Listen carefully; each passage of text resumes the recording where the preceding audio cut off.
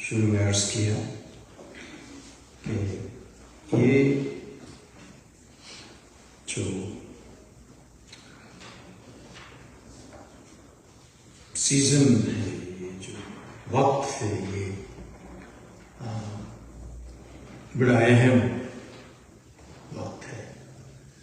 ویسے تو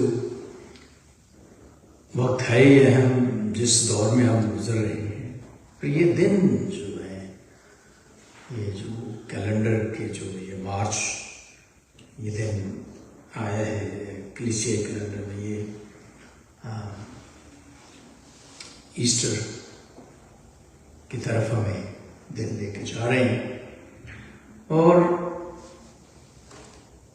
اس میں جس میں نے عرض کیا کہ ہمیں اپنی زندگیوں کو دیکھنا ہے، اور آج میں آپ کے ساتھ جو اس چیپٹر میں جو یوئیل کی معرفت، جو پیغام، جو کلام فرمایا گیا، اس کے بارے میں آپ کے ساتھ شیئر کروں گا کہ پورے دل سے روزہ رکھ کر گریا اور زاری کو ماتم کرتے ہوئے میری طرف رجوع لاؤ، اپنے کپڑوں پر نہیں، دلوں چاک کر کے اپنے خدا کی طرف رجوع لاؤ۔ آج میں روزے کی جو اہمیت، امپورٹنس ہے، اس کے بارے میں آپ کے ساتھ شیئر کروں۔ ایک نیوزی لینڈ کے اسکالر ہیں، بائبل کے پروفیسر ہیں، ڈاکٹر ای ایم بلیک لوک، وہ ایک اسٹیٹمنٹ دیتے ہیں۔ وہ کہتے ہیں کہ یہ صدی جو ہے، 21ویں صدی، یہ تمام صدیوں سے زیادہ پہلی صدی کے مشابہ ہے، ملتی جلتی ہے، جو اسی کے زمانے کا جو دور ہے اس سے ملتی جلتی ہے یہ صدی جو ہے، کیونکہ وہ کہتے ہیں کہ پہلی صدی میں بھی آج کے زمانے کی طرح نئے نظریات، نئے جو لوگ مذاہب جو ہیں وہ بنا رہے تھے، اور ایسے خیالات اور ایسی تعلیمیں جو کلام کے خلاف، مسیحی ایمان کے منافی یا متضاد ہیں، اور آج بھی ہیں، عروج پہ ہیں۔ آپ نے دیکھیں کتنے فرقے ہیں اور کتنی چیزیں ہیں جو کلام سے بالکل ہٹ کے ہیں۔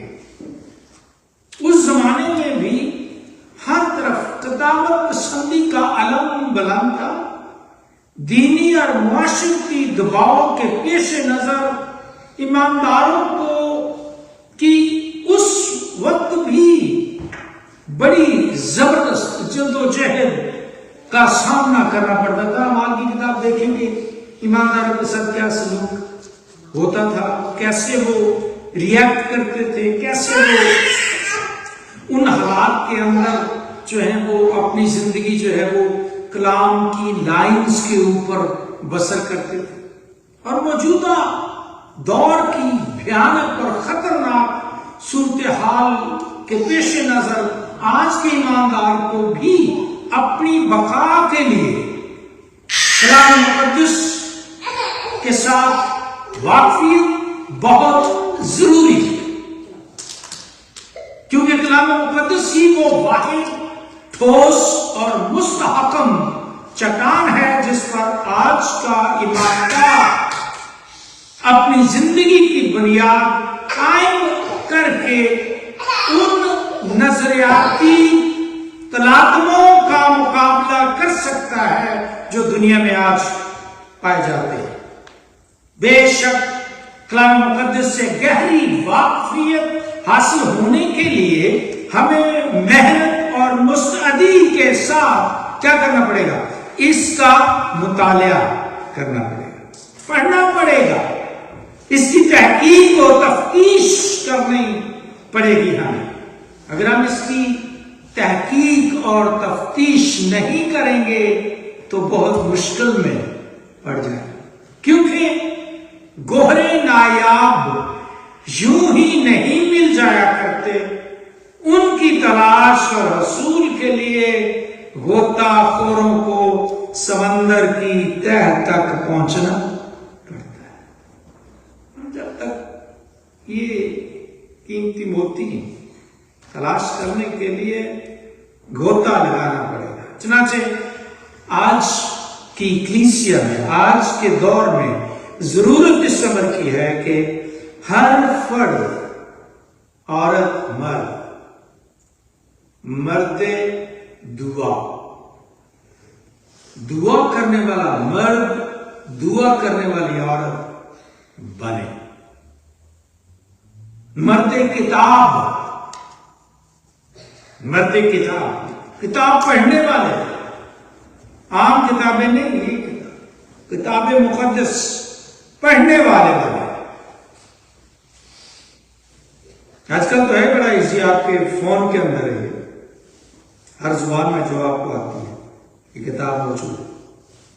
کیونکہ جن حالات میں سے ہم گزر رہے ہیں یا جو کلیسیائی حالات ہمیں نظر آ رہے ہیں، اس کی ضروری ہے کہ ہم کلام مقدس کو پڑھیں اور عملی طور پر اپنی روزمرہ کی زندگی میں اسے کیا کریں؟ افضل درجہ پھینکے نہیں، رکھنے چھوڑیں۔ دیکھیں میری کتاب کتنی، میں آپ کو وہ مجھے اس کے نمبر بھی نہیں وہ نظر آ رہی، اتنی گھس پھر گئی۔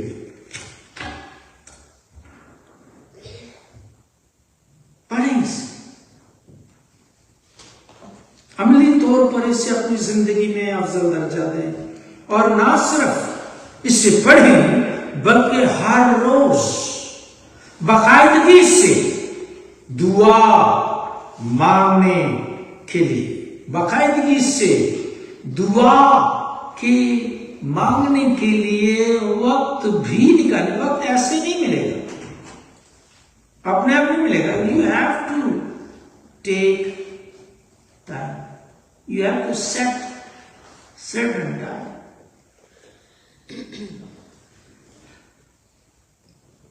آئیں چند باتیں روزے کی اہمیت کیوں ضروری ہے، کیوں امپورٹنٹ ہے۔ یوئیل کا جو ریفرنس ہم نے پڑھا ہے، یوئیل نبی کا شمار جو ہے یہ انبیاء اصغر میں ہوتا ہے، اور یوئیل کے نام کا مطلب ہے خداوند یہوہ خدا ہے۔ جب یہودا کی سلطنت تھی تو یوئیل اس وقت اس کے اندر خدمت کرتا تھا، اور اس کی جو نبوتی خدمت ہے وہ 9ویں صدی کاف میم سے، یعنی قبل از مسیح سے لے کر مکابیوں کے دور یعنی 2 صدی تک محیط ہے۔ اور اس کتاب کا، یوئیل کی کتاب کا جو خصوصی پیغام ہے وہ توبہ کی اہمیت اور اس کی قدر و قیمت ہے۔ اس میں جو خاص لفظ، جو خاص اس کتاب کے اندر اصطلاح یوز کی گئی ہے وہ ہے خداوند کا روز۔ خداوند کا روز جو بار بار اس استعمال ہوا ہے۔ اس کتاب کے اندر جو خاص نبوتی پیغام ہے وہ ہے کہ اس زمانے میں ہر فرد و بشر پر روح القدس کا نزول ہوگا۔ اس کتاب کا یہ خصوصی پیغام ہے کہ ہر عورت، ہر مرد، ہر بچہ روح القدس سے معمور ہوگا۔ جب قوم اس زمانے میں بت پرستی، گناہ، برگشتگی کے سبب سے سخت تکلیف میں تھی، مشکل میں تھی، تو خداوند نے اپنے بندہ یوئیل کو توبہ کے پیغام کے ساتھ برپا کیا، جیسے یونا کو نینوہ کے لیے برپا کیا۔ اور گناہ کے نتیجے میں آنے والی جن آفتوں کا ذکر خداوند نے اپنے بندہ موسیٰ کی معرفت ہو کر کلام کیا تھا، اس میں ایک آفت ٹڈی دل بھی تھی، ٹڈی دل، اور جس کے بارے میں لکھا ہے کہ تو کھیت میں بہت سا بیج لے جائے گا لیکن تھوڑا سا جمع کرے گا، کیونکہ ٹڈی اسے چاٹ لے جائے گی اور تیرے سب درختوں اور تیری زمین کی پیداوار پر ٹڈیاں قبضہ کر لیں گے۔ استثنا کی کتاب کے 28ویں باب میں آپ یہ پڑھ سکتے ہیں، 38ویں سے 42ویں آیت کے اندر یہ بات بیان کی گئی ہے۔ ٹڈی دل کا یہ حملہ اس قدر شدید اور پے در پے تھا کہ خداوند یوئیل کے وسیلہ سے لوگوں کے ضمیروں کو جھنجھوڑنے کے لیے ایک سوال پوچھتا ہے، کیا تمہارے باپ دادا کے ایام میں کبھی ایسا ہوا؟ بربادی کے کے منظر کو پیش کرنے کے لیے ٹڈیوں کو شیر کے دانتوں اور شیرنی کی دانتوں کے ساتھ تشبیہ دی گئی ہے۔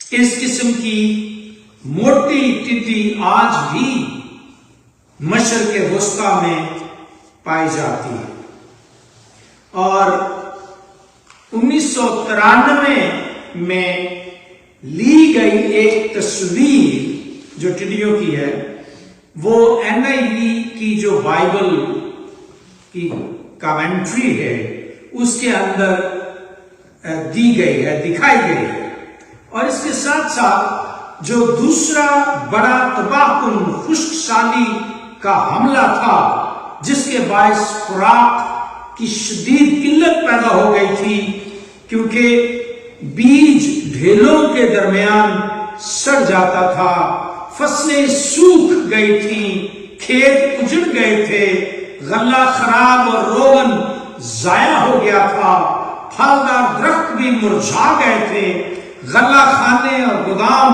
خالی ہو گئے تھے، بھوک اور پیاس سے جانور بھی مر گئے تھے، گویا وہ اپنے گناہ کی سزا بھگت رہے تھے۔ یہ تباہی اور بربادی اپنی مثال آپ تھی، اس لیے خداوند اپنے بندہ کو، اپنے نبی کو حکم دیتا ہے کہ آگاہی کے طور پر تم اس شدید آفت کا ذکر اپنی اولاد سے کرنا، اور تمہاری اولاد اپنی اولاد سے اور ان کی اولاد اپنی نسل سے بیان کرے۔ That's what we have just read. تاکہ وہ اپنے ادوار میں اس واقعے سے سبق سیکھ سکے۔ ساتھ ہی خداوند نے اپنے بندہ یوئیل کو نہ صرف یہ پیغام دیا بلکہ اس کو ایک امید کا پیغام بھی دیا، ہوپ کا دیا کہ اگر یہ لوگ، اگر یہ قوم، اگر یہ میرے لوگ خداوند کی شرائط کو پورا کریں گے، خداوند کی جو شرائط ہیں ان پر پورا اتریں گے، تو رحیم اور مہربان خدا ان پر قہر کرنے سے اور عذاب نازل کرنے سے باز رہے گا. So that was the پیغام جو یوئل کی معرفت خداوند نے اس زمانے میں اپنے لوگوں کو دیا. اور آج ہم دیکھتے ہیں کہ اس کے اندر شرائط کیا ہے، کنڈیشنز کیا ہے. اس غضب سے، اس عذاب سے بچنے کی کنڈیشن کیا ہے؟ خاکسار بننا، عاجز، فروتن بننا، یہ کنڈیشن ہے. اگر آپ عاجز بنتے ہیں، فروتن بن جاتے ہیں، خدا کے دیدار کے طالب ہونا. آپ فروتن ہو سکتے ہیں پر آپ اس کے دیدار کے طالب نہیں ہیں. آپ ایک کنڈیشن پوری کرتے ہیں، دوسری کو نہیں کرتے. پہلی کنڈیشن ہے کہ خاکسار بننا، عاجز بننا. دوسری کنڈیشن خدا کے دیدار کا طالب ہونا. آپ جس سے محبت کرتے ہیں، آپ کا دل چاہتا ہے کہ آپ اس کو دیکھیں، آپ اس سے ملیں، آپ اس سے باتیں کریں، آپ اس سے کمیونیکیشن کریں. دیدار کے طالب ہونا. اور تیسری کنڈیشن بری راہوں سے پھرنا. کام جو آپ کرتے ہیں، the work you do, don't do it again. پھرنا، ان کاموں سے پھرنا. یہ تین کنڈیشنز جو ہیں وہ خدا نے رکھی، اور یہ وہ شرائط تھی جن کے نتیجے میں خدا نے ان کے ملک کو بحال کرنے کا وعدہ کیا. دوسرا تواریخ اس کا 7واں باب اور اس کی 14ویں آیت میں آپ پڑھ سکتے ہیں. اور خداوند اپنے بندہ یوئل کے وسیلہ سے بھی یہی زوردار پیغام اپنے لوگوں کو پہنچاتا ہے. کہتے ہیں جاگو اور ماتم کرو، نوحہ کرو، جس طرح دلہن اپنی جوانی کے شوہر کے لیے ٹاٹ اوڑھ کر ماتم کرتی ہے.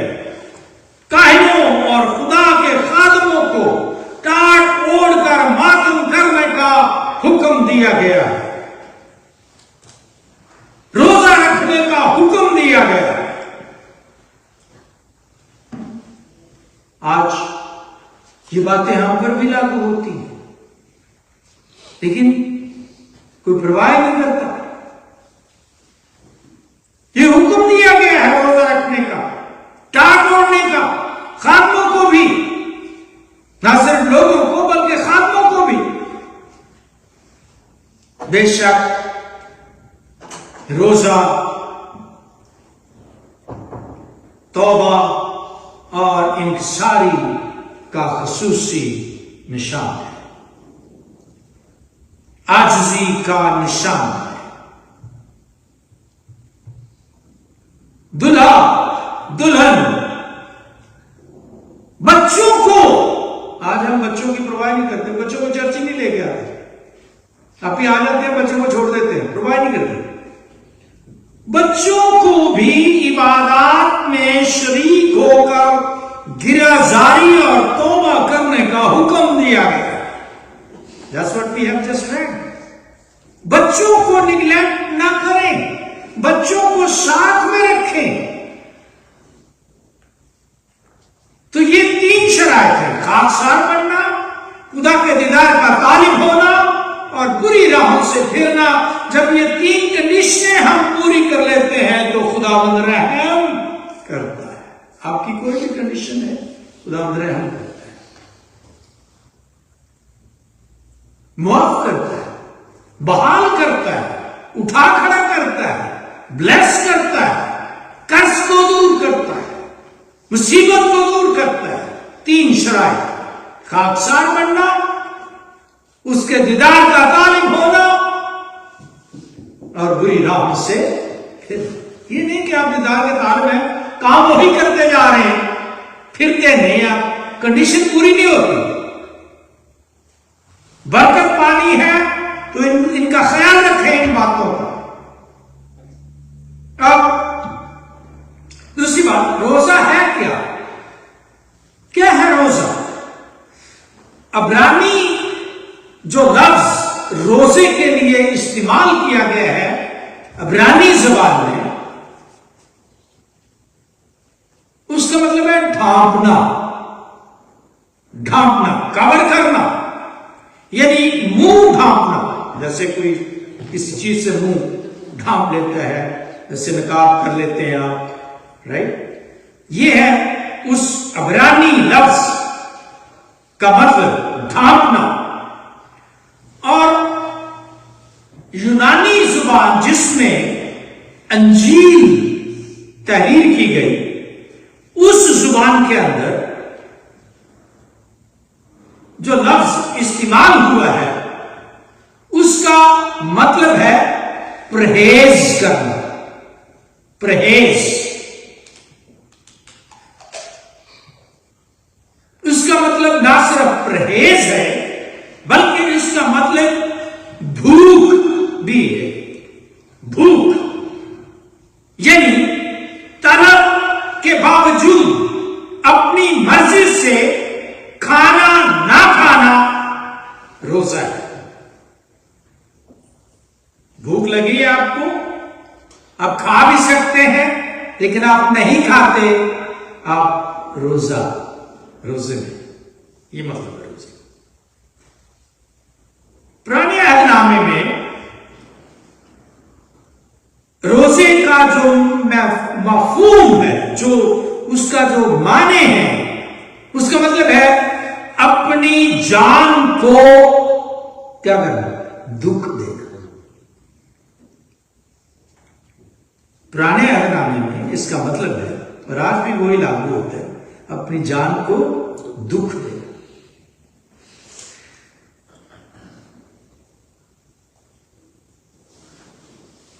احبار کی کتاب اس کا 16واں باب 29ویں 30ویں اور 31ویں آیت میں آپ پڑھ سکتے ہیں۔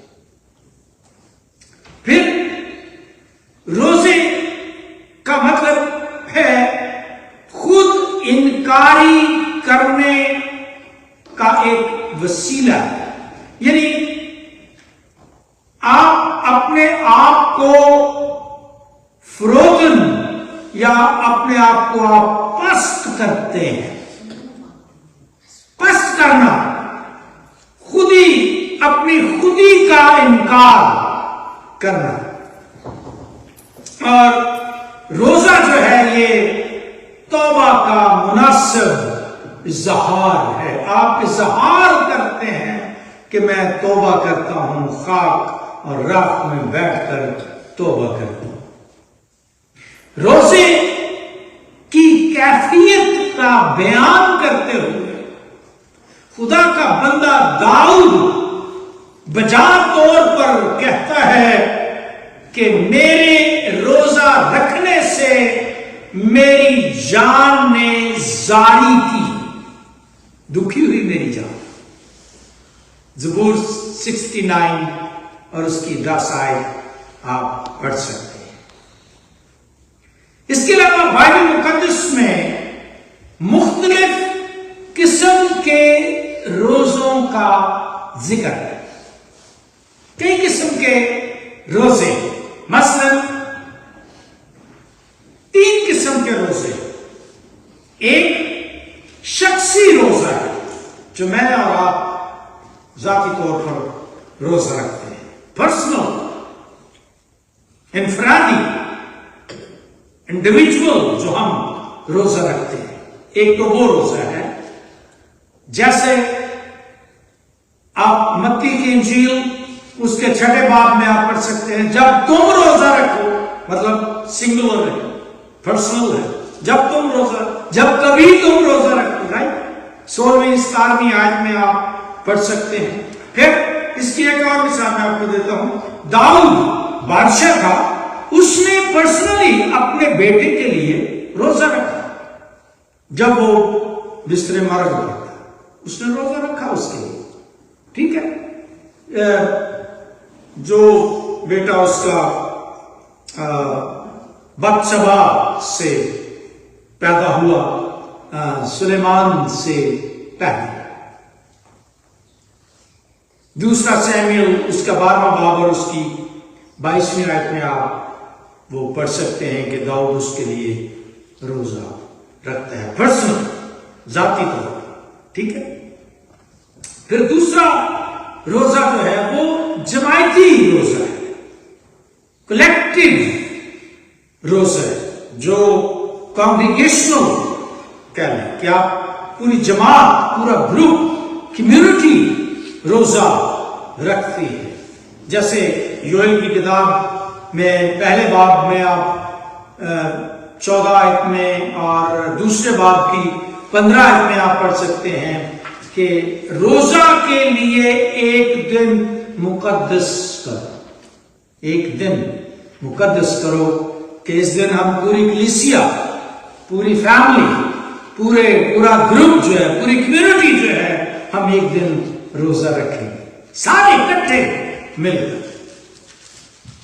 کسی زمانے میں جب شروع میں منسٹری میں آئے 70s میں، 80s میں، ارلی 80s میں، تو ہم پوری جماعت جو ہے وہ پوری کانگریگیشن ہماری جو ہے وہ روزے میں ہوتی تھی، 24/7 ہم روزے میں رہتے تھے۔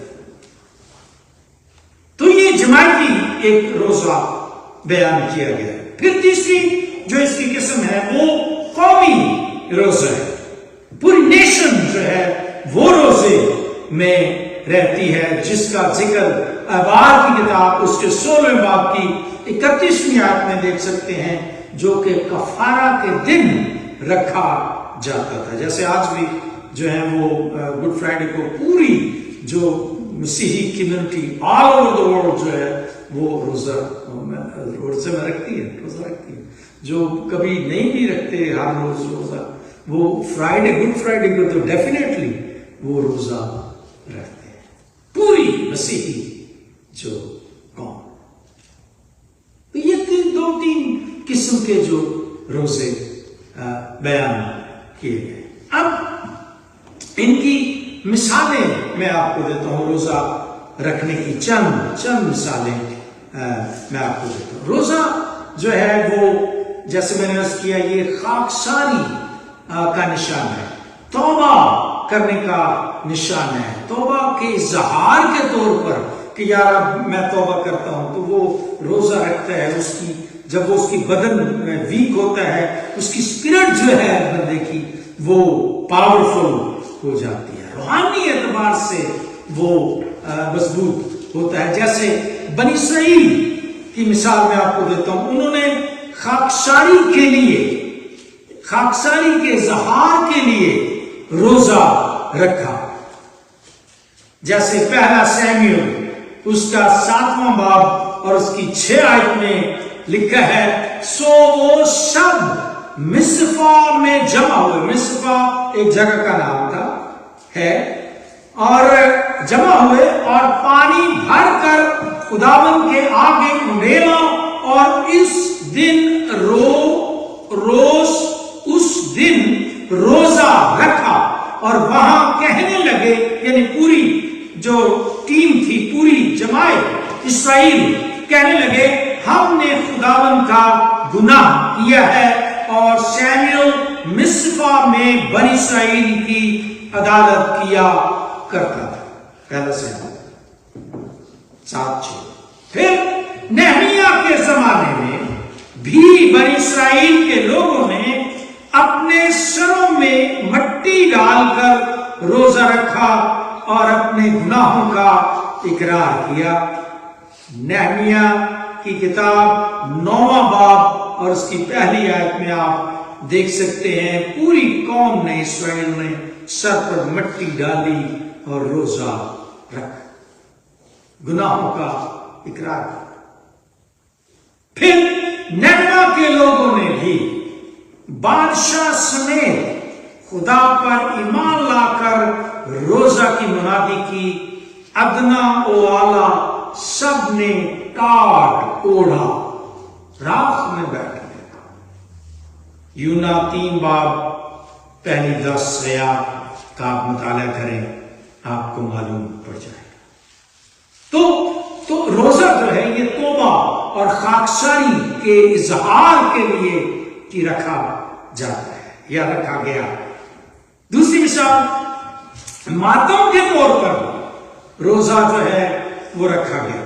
मिसाल के तौर पर साउल बादशाह के कत्ल पर दाऊद और उसके साथियों ने अपने कपड़े फाड़े और मातम किया और रोजा रखा। दूसरा शमूएल पहला बाब, उसका पहला बाब 11 और 12 आयत में आप पढ़ सकते हैं। मातम के तौर पर भी रोजा रखा। फिर शफा के लिए भी रोजा रखा। बीमार है कोई, अब आपका दिल चाहता है आप उसके लिए रोजा रखकर दुआ कर सकते हैं शिफा के लिए। दाऊद कहता है, लेकिन मैंने तो उनकी बीमारी में, जब वो बीमार थे, टाटोड़ा और रोजे रख कर अपनी जान को दुख दिया।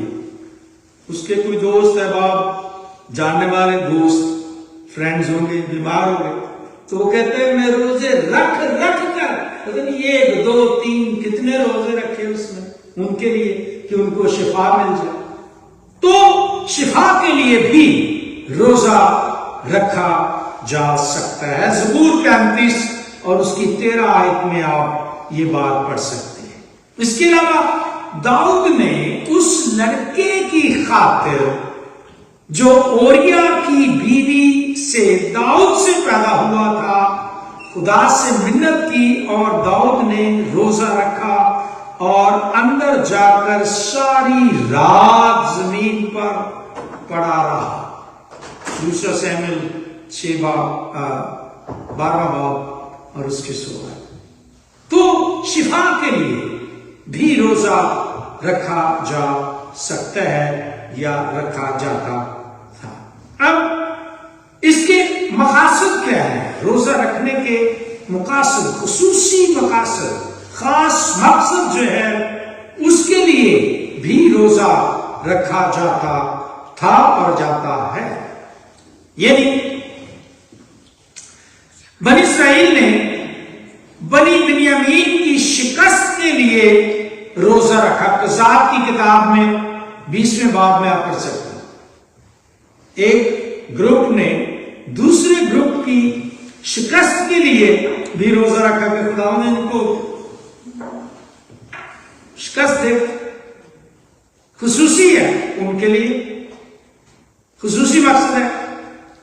इसके अलावा जब बनी अमून और बनी मुआब ने शाह यहूसफत के खिलाफ जंग का ऐलान किया, तो यहूसफत डर कर दिल से खुदा का तालिब हुआ और सारे यहूदा में रोजा की मुनादी कराई और बनी यहूदा खुदा उनसे मदद मांगने को इकट्ठे हुए, बल्कि सब शहरों से लोग खुदावंद से मदद मांगने को आए।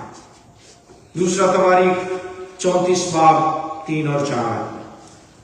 फिर अक्सवेरस बादशाह मलकास्तर के जमाने में, अक्सवेरस बादशाह के जमाने में यहूदी कौम के खात्मे के मंसूबा पर आस्तर और उसकी सहेलियों ने पूरी यहूदी कौम के साथ मिलकर रोजा रखा। खुसूसी मकसद के लिए रोजा रखा। आस्तर की किताब 4 बाब, अब उसकी 3 आयत 15 आयत और 16 आयत में आप पढ़ सकते हैं। फिर एलिया नबी के दौर में अखिया बादशाह ने खाकसार बनकर रोजा रखा और उस पर से बला टल गई। जब आप रोजा रखते हैं किसी खास मकसद के लिए, तो बलाएं टल जाती हैं, मुसीबतें टल जाती हैं, बीमारियां टल जाती हैं। باتیں سنی تو لکھا ہے اس نے اپنے کپڑے پھاڑے اور اپنے تن پر ٹاٹ ڈالا اور روزہ رکھا اور ٹاٹ ہی میں لیٹنے اور دبے پاؤں چلنے لگا۔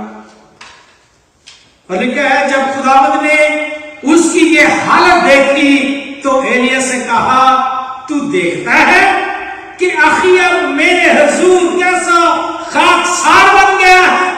خدا نظر کرتا ہے، آپ کے ایکشنز کو دیکھتا ہے،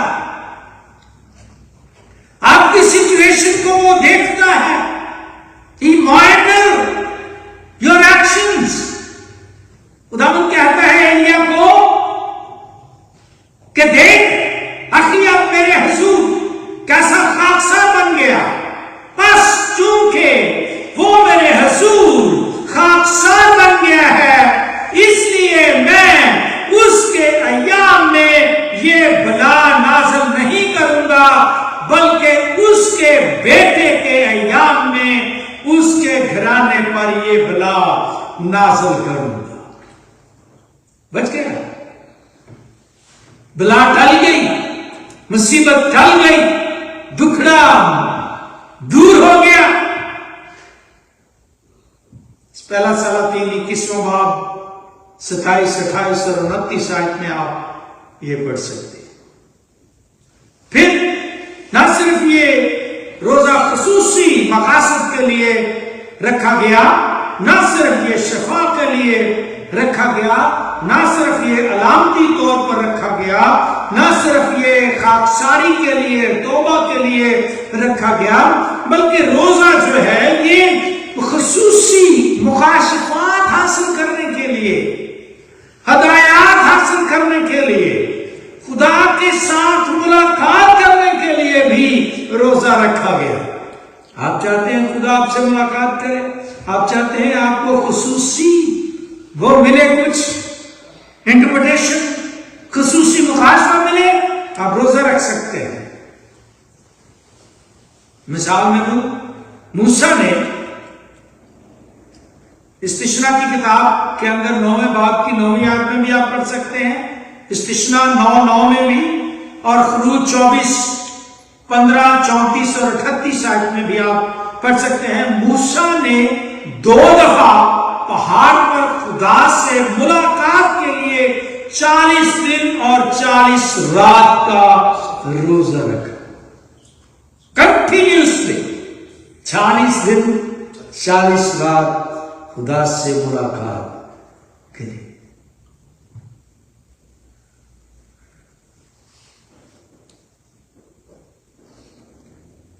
اس کے علاوہ ایلیا، خصوصی مکاشفے کی بات ہو رہی ہے نا کہ آپ نے خصوصی خدا سے کچھ لینا ہے، خاص باتیں کرنی ہیں۔ ایلیا نے جب خداوند کے فرشتہ کی طرف سے مہیا کردہ روٹی کھائی اور پانی پیا تو کلام میں لکھا ہے وہ 40 دن اور 40 رات چل کر حورب کے پہاڑ تک گیا، کچھ نہیں کھایا گیا، ایک ہی دفعہ کھایا۔ پہلا سلاطین 19 باب اور اس کی 8 آیت میں۔ پھر دانیل کی کتاب میں آپ دیکھیں، خدا سے خصوصی رہنمائی کے لیے دانیل روزہ رکھتا ہے اور ٹاٹ اوڑھتا نظر آتا ہے۔ دانیل کی کتاب 9ویں باب کی 33 آیت میں آپ پڑھ سکتے ہیں۔ پھر آپ کہیں گے یہ تو وہ نبی تھے پرانے تھے، رائٹ، پرانے نامے کی بات، چلے نئے نامے کی بات بھی کرتے ہیں۔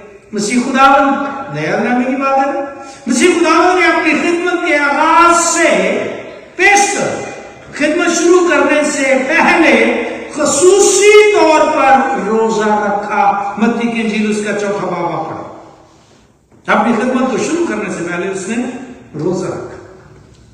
خدمت کے لیے مقرر کرنے اور روح القدس سے ہدایات حاصل کرنے کے لیے رسولوں نے روزہ رکھ کر شاول اور برناباس کو مخصوص کیا۔ جب آپ کسی کو ایلڈر مخصوص کرتے ہیں، کسی کو کچھ خدمت دیکن مخصوص کرتے ہیں، کسی کو کچھ کام کے لیے خدا کی خدمت کے لیے مخصوص کرتے ہیں، تو اس کے لیے بھی انہوں نے پہلے روزہ رکھا اور پھر انہوں نے اس کو ڈیڈیکیٹ کیا خاص۔ اعمال کی کتاب 14 باب کی 23ویں آیت میں آپ پڑھ سکتے ہیں۔ آخری مثال پولس اور برنباس نے ہر ایک کلیسیا میں بزرگوں کو مقرر کیا اور روزہ سے دعا کر کے انہیں خداوند کے سپرد کیا۔ جب آپ مقرر کرتے ہیں لوگوں کو تو روزہ رکھ کے ان کو دعا کر کے مقرر کریں۔ اعمال کی کتاب 14 باب میں آپ پڑھ سکتے ہیں 23ویں آیت۔ پرانے عہد نامے کی کلیسیا اور ابتدائی کلیسیا کی طرح دو کلیسیا، پرانے عہد نامے کی کلیسیا اور ایک ابتدائی کلیسیا، رسولوں کے زمانے کی کلیسیا کی طرح آج دور حاضرہ کی جو چرچ ہے، آج کا جو کلیسیا ہے جس میں میں اور آپ بھی شامل ہیں، آج کی جو کلیسیا ہے، ہمیں بھی چاہیے کہ ہم پہلی کلیسیوں کی طرح، پرانے دنیا کی کلیسیا کی طرح، ابتدائی کلیسیا کی طرح کیا کریں؟ اپنے دلوں کو چاک کریں، خاکسار بنیں، عاجز بنیں، فروتن بنیں اور خدا کے دیدار کے طالب۔ گھر بیٹھے نہیں، دل کیتا دے آ گئے، دل کیتا دے نہ، دل کیتا دے بائبل پڑھ لے، دل کیتا دے نہ پڑھ، نو، طالب ہوں، دیدار کے طالب ہوں، دلوں کو چاک کریں اور خاکسار بن کر خدا کے دیدار کے طالب ہو جائیں اور اپنے آپ کو پرکھیں۔ جج yourself، جانیں اپنے آپ کو، جانچیں کہ ہم ایمان پر ہیں یا نہیں۔ اگر ہم اپنی زندگیوں میں، اپنے خاندانوں میں بحالی چاہتے ہیں، ریسٹوریشن چاہتے ہیں، ہم چاہتے ہیں کہ ہمارے خاندان ریسٹور ہو، ہمارا کام ریسٹور ہو، ہمارا کام بحال ہو، کاروبار بحال ہو، خوشحال ہو، ہم بلیسڈ ہو، ہم برکت ملے، ہم کو بالخصوص روحانی خوشحالی ہو ہماری زندگیوں میں، تو میرے عزیزو اپنے دلوں کو خدا قدوس کے حضور میں اپنے دلوں کو چاک کریں۔ Look at your heart۔ اس کے بارے میں لکھا ہے کہ دل سب سے زیادہ لا علاج اور راز ہے، کون اس کا دریافت کر سکتا ہے؟ Look after your heart، where your heart stands، what your heart thinks۔ اس کو پرکھیں، اس کو لے لیں خدا ان کے قدموں میں اور دعا اور روزے کی زندگی بسر کریں۔ اب روزہ رکھ کے دیکھیں، ہفتے میں ایک دن روزہ رکھیں اپنے گھر کے لیے، ہفتے میں ایک دن روزہ رکھیں اپنے خاندان کے لیے، اپنی بیوی کے لیے، اپنے ہسبینڈ کے لیے، اپنے کاروبار کے لیے، مقاصد کے لیے میں نے بتایا نا، رکھ لیں روزہ، دعا مانگیں، دیکھیں کیسے آسمان نہیں کھولتا، خاکسار بنیں۔